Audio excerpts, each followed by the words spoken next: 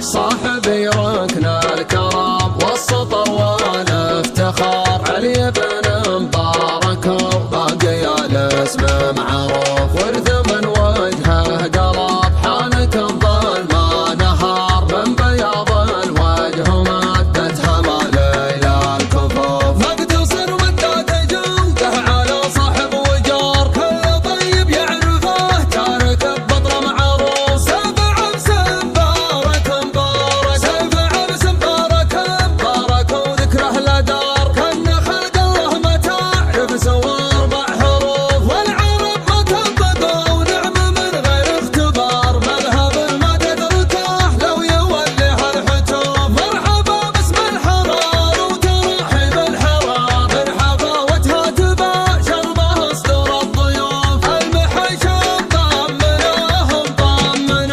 المحش مطمنات قلب مومة الخمار في نهار ما ضمان مقدم القوم الظروف حفظ ضيوفه تحرم تسوق لها اعتذار اي تبدى قدرها يا كبار الشفوف